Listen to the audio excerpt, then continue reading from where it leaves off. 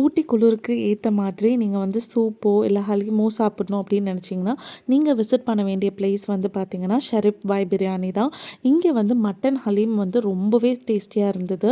அதே மாதிரி இங்கே நாங்கள் போயிருந்தது வந்து பார்த்திங்கன்னா ஆம்பியன்ஸை பார்த்துட்டே கண்டிப்பாக போயிருந்தோம். நாங்கள் ஆம்பியன்ஸ் ரொம்ப காசியாக சூப்பராக இருந்தது. இங்கே வந்து நீங்கள் பிரியாணி ட்ரை பண்ணணும்னு நினச்சிங்கன்னா இங்கே ட்ரை பண்ண வேணாம் தான் நான் சொல்லுவேன். ஏன்னா ஆவரேஜாக தான் இருந்தது. பட் மட்டன் ஹலீம், அதுக்கப்புறம் வந்து பாயா சூப்புன்னு சொல்லி ஆட்டுக்கால் பாயா சூப்புன்னு சொல்லி ஒன்று இருந்தது, அதுவும் நல்லா இருந்தது. அதுக்கப்புறம் பரோட்டா சூப்பராக இருந்தது. பரோட்டாவுக்கு வந்து எக் பொடி மாஸ் மாதிரி ஒன்று ஆர்டர் பண்ணியிருந்தோம், அதுவும் நல்லா இருந்தது. ஹலீம் அண்ட் சூப் வந்து கண்டிப்பாக இங்கே ட்ரை பண்ணுங்கள். பிரியாணி வந்து சிக்கன் பிரியாணி நல்லா இருந்தது. மட்டன் கீமா பிரியாணி வந்து ஆவரேஜ் தான். அப்புறம் பீடா இருந்தது, பீடாவும் வந்து ஆவரேஜாக தான் இருந்தது.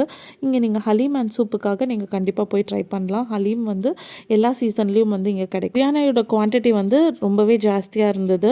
நீங்கள் வந்து சிக்கன் பிரியாணி ட்ரை பண்ணுங்கள், அது நல்லா இருந்தது. மட்டன் கீமா பிரியாணி வந்து ஆவரேஜாக தான் இருந்தது.